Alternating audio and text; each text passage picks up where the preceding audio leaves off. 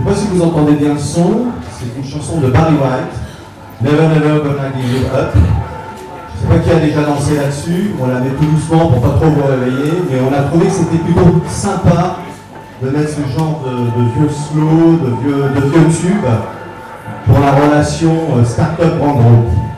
Merci d'être là, vous êtes nombreux, vous êtes 120 moins 50, c'est-à-dire merci.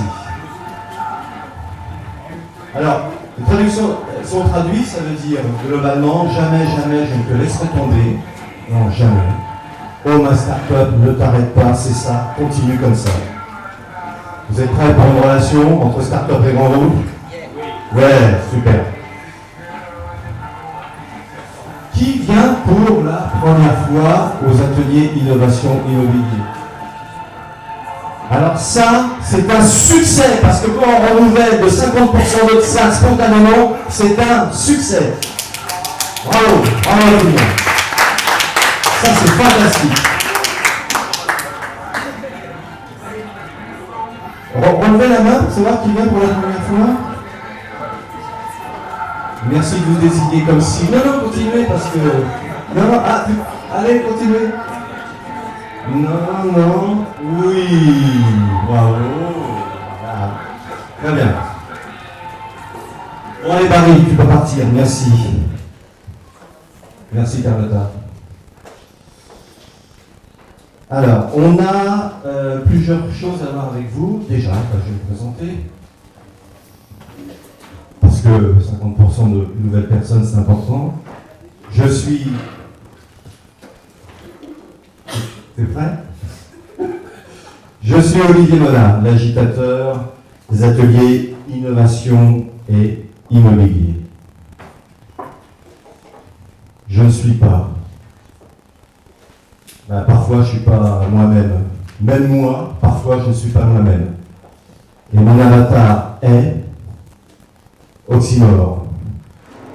Oxymore, c'est une caractéristique de l'innovation.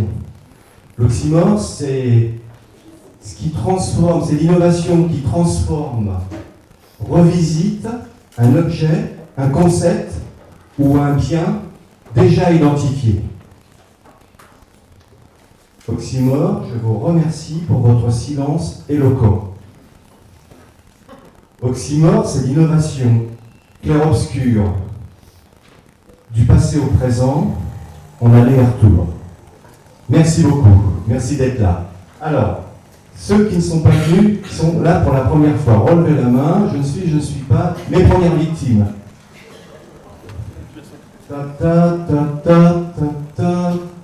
Oh, Véronique,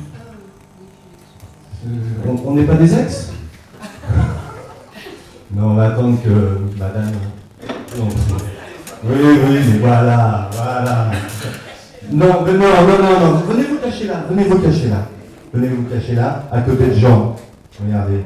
Jean, est-ce que tu peux garder le sac de madame, s'il te plaît? Alors, attendez, c'est un peu compliqué, parce que le badge est à l'envers, mais non, c'est... Vous savez, c'est quoi? Cécile.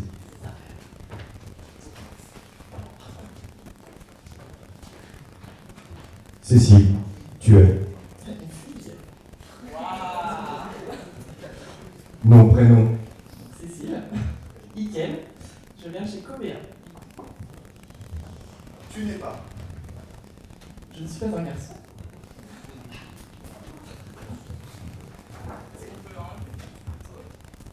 Par exemple, on peut dire, quand on rentre dans une séance comme ça, on dit si la vie est une farce, je ne suis pas une blague carambar. Allez, tu le redis? Alors, si la vie est une farce, je suis une blague carambar, j'adore. Et ton avatar est? C'est dur comme ça, faut pas tenir pour retard. Ça.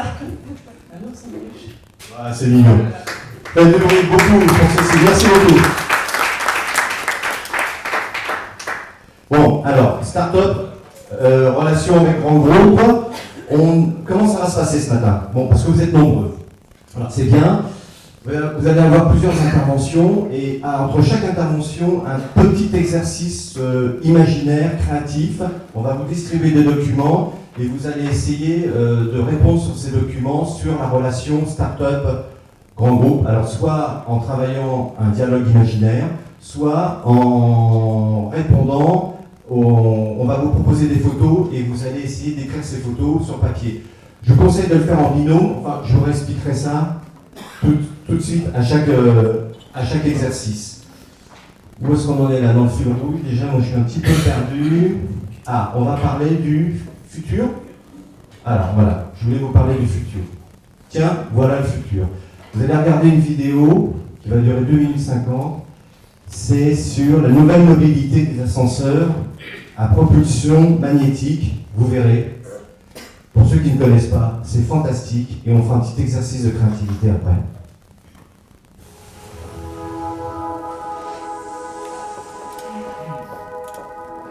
« 1854, the birth of the elevator. This invention changed the way we live. One cabin in one shaft on one row, traveling up and down. A principle that hasn't changed for 160 years. 2003, the twin elevator changed the industry. 2 cabins, independently in one shaft. But elevators are still pretty much the same.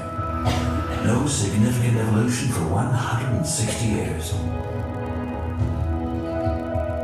In the future, more and more people will live in megacities. Today, building development is constrained by the forms of mobility available. A revolution is required. We started to reinvent the elevator concept. What if we were to omit the room and have a direct drive as part of the elevator cabin? What if we were to provide more than 2 cabins in one shaft and let them circulate in a building? What if we were to invent a groundbreaking system enabling the cabin to move not only vertically but also horizontally?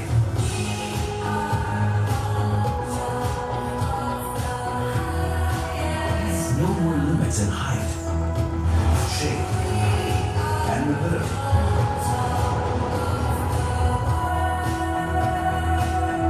There are multiple possibilities.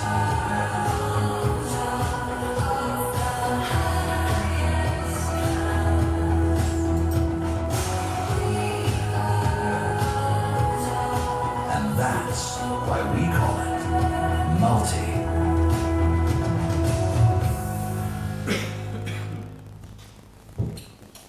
C'est un effet waouh, hein? Non, pour les chargés d'innovation, est-ce que c'est un effet waouh? Jérôme? Oui, c'est bien vu. Un axe Y contre un axe X, ça me parle. Là, déjà, il m'a perdu. Là. Alors. Donc, ce qu'on est en train de nous expliquer, c'est que les ascenseurs n'auront plus de câbles. OK? Propulsion magnétique. Donc on a compris que déplacement latéral, pas forcément à l'intérieur des immeubles, et de façon horizontale ou verticale. Lorsqu'on a une techno comme ça qui se présente à nous, qu'est-ce qu'on doit faire pour éviter d'être disrupté lorsque la techno sera prête? On essaye de se l'approprier par l'imaginaire. Comment on va pouvoir déjà intégrer cette technologie quand elle sera prête? Pour éviter que autrui vienne nous voir en disant non, votre immeuble, c'est bon avec vos ascenseurs. Nous, on va vous proposer autre chose, on va dire, ah mince. Ouais, il faut d'abord essayer de se l'approprier par l'imaginaire. Imaginons que cette cabine multi, elle sera dans le métro. J'arrive à la Défense. Je vais voir Jean-Charles à la Tour Totale. La cabine multi, de la plateforme du RER, enterrée, me monte directement sur la plateforme de la Défense. Je ne descends pas. J'arrive directement à la Tour Totale. Je monte. J'arrive là. Où là? Là où Jean-Charles me donnait rendez-vous. À l'extérieur. Une fois que la cabine est à l'extérieur, qu'est-ce que mon imaginaire peut trouver? Ça peut me servir de salle de réunion mobile. Parce que rien n'interdit qu'il y ait de multiples chemins. Ça peut me servir d'une pièce supplémentaire mobile. Là, c'est le parcours du piéton. Imaginons la voiture. Jean-François, sa Tesla, la fameuse Tesla qu'il n'arrive pas à garer, qu'il ne le suit pas. Parce qu'à chaque fois, il dit station, gare-toi, elle le suit. Donc c'est pénible, à chaque fois que je monte dans sa Tesla, c'est compliqué, à chaque fois, c'est l'enfer. Bon. Il arrive au parking, il a rendez-vous toujours avec Jean-Charles chez Total. La voiture, dans une cabine multi, monte à l'étage avec la voiture. Un autre chemin, elle se gare, finit à pied, va au rendez-vous. Quel est le problème du véhicule dans une ville? Quel est le point dur? Son encombrement. D'accord. Un autre problème. Le stationnement. Imaginez. Stationnement en l'air. Là, c'est l'immobilier qui a la réponse du véhicule en ville. C'est plus Google. Ou les deux. Voilà. Quand on a une techno et vous avez des tas d'informations sur la techno qui arrive, des demain, des futurs possibles, essayez tout de suite de faire un exercice de créativité. D'imaginer comment je pourrais, avec cette technologie, faire quelque chose. Bien sûr, Jean-Charles, peut-être que ça n'arrivera pas, ce que je viens de dire, mais c'est fait pour ça. C'est fait pour ça. On a déjà la ville suspendue. Elle est là. Et ça fonctionne. System Group est en train de construire un building pour faire l'expérimentation. On y est. N'attendez pas que les autres arrivent avec une solution et nous fassent une disruption. Travaillez dans des exercices de créativité lorsqu'il y a une techno qui arrive. Kant disait il faut exercer la fonction de l'imagination relativement à un objet. Alors, on va passer carrément à autre chose. Ça vous a plu, ça ou pas, la démo de Thyssen? Pour vous, est-ce que c'est dans le domaine du possible ou vous dites non, c'est n'importe quoi? C'est n'importe quoi. C'est n'importe quoi? D'accord. Pourquoi? Parce que quand, à mon avis, on fait des exercices de créativité, il faut se placer dans un minimum cadre. Non, la démo de Thyssen. Parce que c'est un peu de la créativité, c'est de la prospective. Mmh. C'est une pub et c'est de la prospective. Donc il faut se mettre dans un champ de contraintes, et le champ de contraintes sur les 30 prochaines années, le champ de contraintes pacifiste dans les 30 prochaines années, c'est le changement climatique et les économies d'énergie. J'en vois pas du tout ici. Donc c'est un bel exercice d'art, mais à part ça... D'accord. Ok, on en parlera tout à l'heure. Rodolphe? Je ne m'étonne pas. J'ai eu une heure au téléphone, il n'avait pas à donner ça. Ok, super. Alors, vous n'y voyez pas... Non, vous n'y voyez pas quelque chose de narco. Il s'avère que j'ai un client qui m'a demandé d'organiser une nuit américaine. Un client qui fait du coaching et de dirigeants d'entreprise et de personnel et d'hommes politiques. Il m'a dit que ça serait bien qu'on organise une nuit américaine pendant les élections. Et donc j'avais trouvé cette photo avant le résultat des élections. Avant le résultat des élections. C'est quand même assez renversant comme photo, non? Alors, on connaît la technique, mais on va s'intéresser à la technique. Faites des selfies avec la dame derrière, et puis vous balancez tout sur les réseaux sociaux, comme ça fait le buzz. Mais regardez, elle a quand même quelque chose de prémonitoire. C'est-à-dire qu'on est en train de lui tourner le dos. Et cette photo-là, elle a été diffusée il y a 5 semaines. Regardez dans l'organisation comme tout est bien organisé. La barrière, le service de sécurité, Madame Clinton, les femmes, beaucoup de femmes. Un monsieur avec une barbe qui est de l'ancien siècle n'a pas compris que c'était un selfie, donc il la regarde. Alors je me suis dit, comment on avait organisé ça? Qui a organisé ça? J'ai cherché. J'ai interviewé l'agence de presse qui avait fait la photo, No Comments. Et puis finalement, on m'a donné une info et je suis passé par le service de sécurité de Madame Hillary Clinton. Et à ma grande surprise, c'est un Français qui a organisé ça. Et je vais vous dévoiler son nom. Voilà. C'est un Français. Regardez, il est en répétition. Regardez, en pleine répétition. Jean-François, comment ça s'est passé, cette organisation? Ça s'est mal passé. Sans donner le résultat. Et ça n'a servi à rien alors. Ils m'ont même pas payé. Je vous remercie. Merci Jean-François.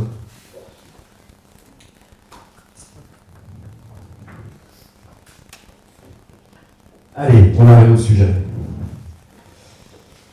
La jeune pousse à l'organisation établie. Il y a plein de choses à dire. D'abord, qui a une relation avec une start-up ici?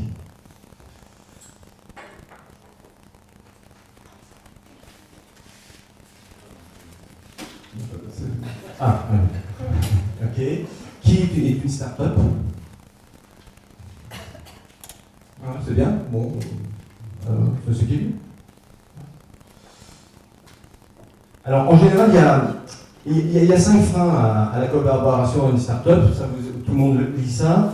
Il y a les différences de culture. La start-up parle de potentiel, le groupe, lui, parle de marché. Il y a le marché et compétences, alors que la start-up parle plutôt de potentiel. Il y a des intérêts divergents. La start-up veut faire une expérimentation qui devrait se conclure sur son développement. Et le groupe, lui, il veut prendre une avance concurrentielle, se nourrir de la start-up pour son agilité, et puis diffuser une image innovante en disant je travaille avec des start-up. Un autre frein, c'est la vitesse. Décision, circuit court pour la start-up, organisation silo pour le grand groupe. La start-up, c'est une smart qui se gare un peu n'importe comment et n'importe où, un peu en épi. Un grand groupe, c'est un Kingston avec une remorque qui fait un créneau. On va dire ça comme ça. Les process d'organisation, bon, dans la start-up, on a une rapidité pour réaliser un POC. Dans un grand groupe, apparemment, on doit scolter le département achat, la réglementation des marchés publics, le juridique, les moyens généraux, la sécurité des sites informatiques.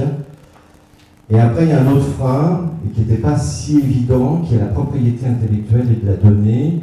Et ça, c'est Philippe Sens qui nous en parlera plus tard. Quand on regarde les études et les conférences qui sont faites sur la relation entre start-up et grand groupe, on a des noms bizarres. On a David contre Goliath. On a un rapport de force. On a Gulliver et Lilliputien. On a une incompréhension, 2 mondes différents. On dirait toujours que l'issue, il y a un vainqueur et un perdant, mais jamais une bonne relation.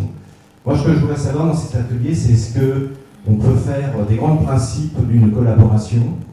Est-ce qu'on peut établir quelque chose de vivant, de créatif, entre une start-up, dans la gouvernance de la relation entre une start-up et un grand groupe, sans qu'il y ait forcément un perdant et un gagnant?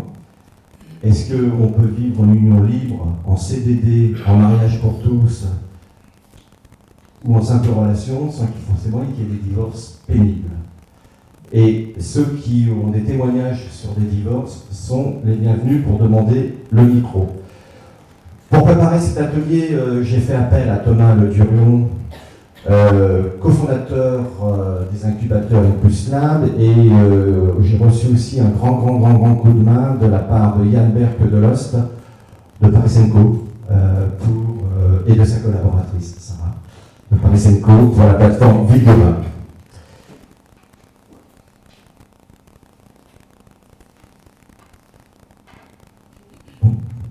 Voilà. Alors, on va vous faire le premier exercice. On va vous distribuer un petit document que vous allez commenter. C'est ce qu'on appelle l'image énigmatique. D'accord? Donc, le document, on vous le remet. Joseph, si on peut aider pour que ça aille un petit peu plus vite. Moi, je peux en prendre aussi un paquet. On va... Merci, Jean. Si vous voulez bien vous les faire passer, je prends pour Olivier.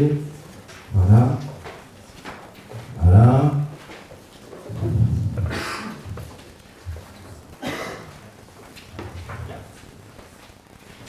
Alors, vous pouvez vous mettre par 2 parce qu'on est nombreux. Par exemple, voilà, Christian Manchard. Tiens, hop.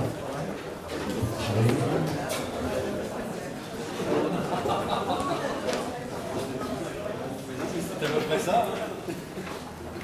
Allez, on a... tout le monde a le document. Alors, pour aller plus vite, faites 2 par 2. Hein? Que représente... Voilà, comme à l'école. Là, il y a un document, comme à l'école, ça part dans tous les coins. Voilà. Comme à l'école.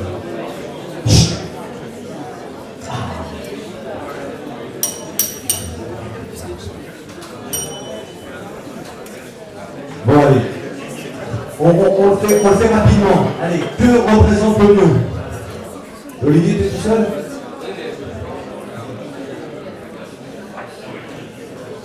Que représente le lion? C'est bon? Donc, que représente le lion? Eh, c'est pas le genre de philo, hein?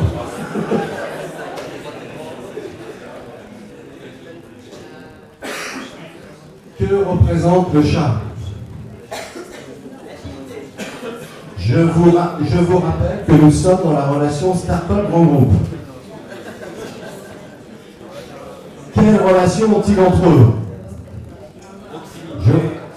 Comment? Proximité, câlin, affinité, c'est plus, comme vous voulez. Ben alors? Et les garçons, là, il faut remplir. Ah, d'accord.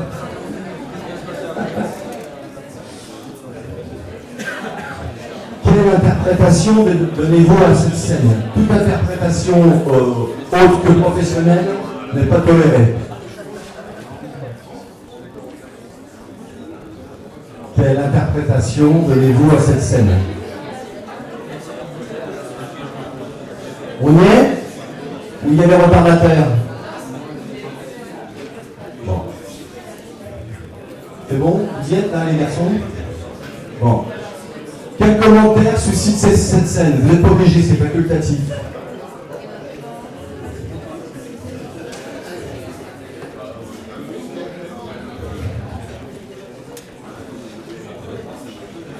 Alors Olivier, quelle interprétation donnes-tu à cette scène?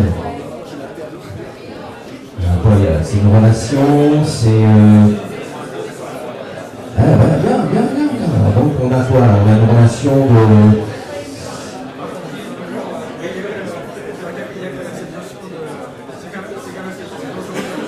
Bon. Karine, il faut travailler un petit peu là. Hein? Ah, super.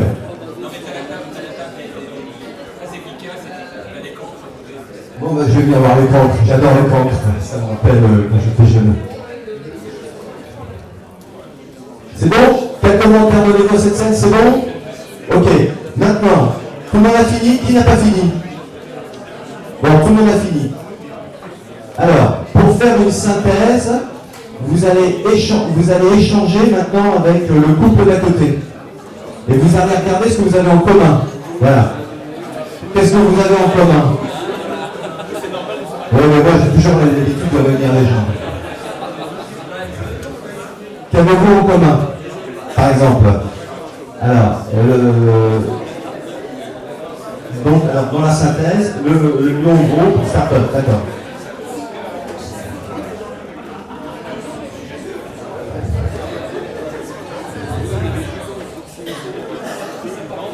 C'est bon, vous faites la synthèse?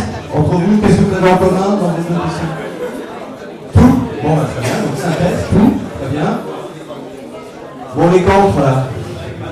Les cancres. Non, mais les filles, c'est un intellectuel, ça va être trop long. Ah, oui, vas-y. Bon, d'accord. Bon, les surdoués, là. La famille des surdoués, qu'est-ce que vous avez en commun? Le lion, c'est quoi?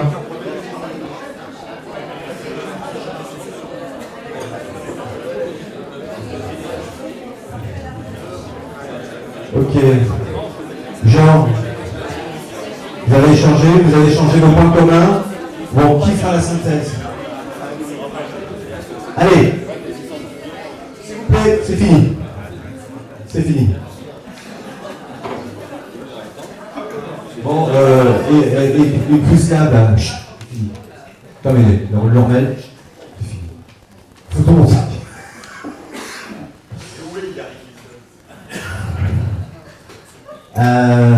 Allez, qui fait la synthèse?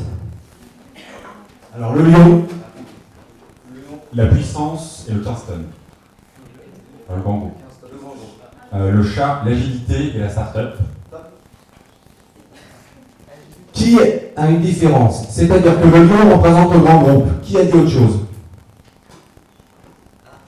J'arrive. Vas-y, dis, qu'est-ce que tu as dit? Qu'est-ce que vous avez dit? Le lion représente l'ambition du chat. Waouh! Ah, debout, là, debout, s'il te plaît, debout, là. Voilà, ça c'est bien. Vous vous rendez compte? Un seul sur 72 moins 15 est différent. Voilà. Tout le monde pense que le lion, c'est le grand groupe. Vous avez raison, c'est l'évidence. Mais ça peut être aussi autre chose. Allez, le chat. L'agilité et la start-up. Qui dit le contraire? Pourquoi le chat ne serait pas la grande entreprise qui vient fâter le lion qui est la start-up? Parce que la start-up, c'est dans le vent, donc c'est imposant. Parce qu'on parle plus de la start-up médiatiquement, donc c'est imposant. Et pourquoi le chat ne serait pas la petite entreprise qui vient lui faire un câlin en disant « Dis-moi comment tu fais, dis-moi qui tu es, oh, j'ai besoin de toi. » Non, Rodolphe, non, Rodolphe, ce sera non. Plus tard, Rodolphe. Pourquoi le chat ne serait pas la petite entreprise? Ah oui, alors, merci Rodolphe. Et Doc? Alors nous, on a défini une relation d'amour et d'affinité. Là, vous voyez de l'amour et de l'affinité.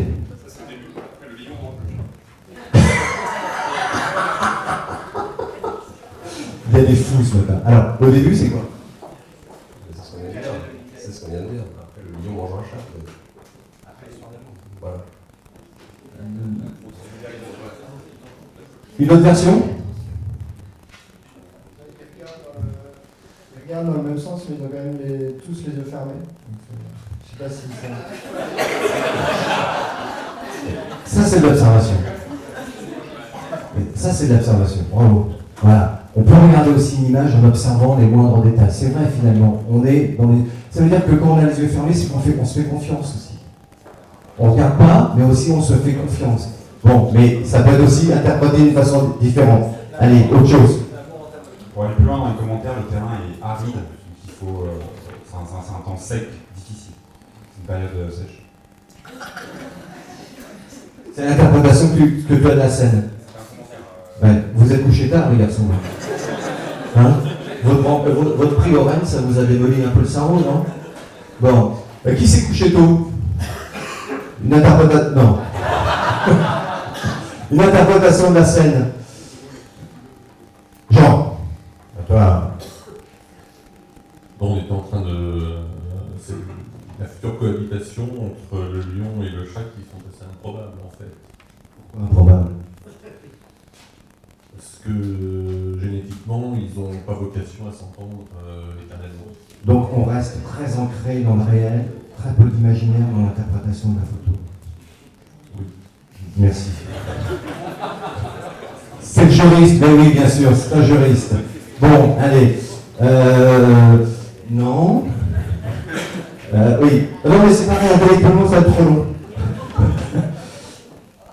Moi, je dirais que le chat est la start-up européenne qui cherche à se rapprocher du modèle d'une start-up issue des États-Unis, déjà établie, et en fait qui est déjà une grande entreprise. Je crois que je vais aller prendre une douche. Je vais aller prendre une douche. Alors vous voyez comme sur une simple image, vous imaginez, sur une simple image, un simple truc qui est sans rapport et pas évident ou éloigné du grand groupe et de la start-up. Vous voyez un peu comme on a tout de suite des choses très rapides. Le lion, ce grand groupe, le chat, c'est la start-up. Et puis après dans l'interprétation, c'est génial, regardez cette richesse. Oui, Véronique, excuse-moi. Génétiquement, ce sont des gens qui ont quand même, qui sont issus de la même branche d'arborescence des félins. Et donc, c'est quand même important ça. Bon, bien sûr, il y a un gros, un petit, mais enfin, génétiquement, au niveau de l'ADN, pourquoi l'un a muté en gros et petit, et enfin, voilà, il y a quand même un sens quelque part. Pas compris. Merci Véronique, oui, non, mais bien sûr. Alors, tu conclus. Poser une blague carambar. On est fait l'un pour l'autre. Wow.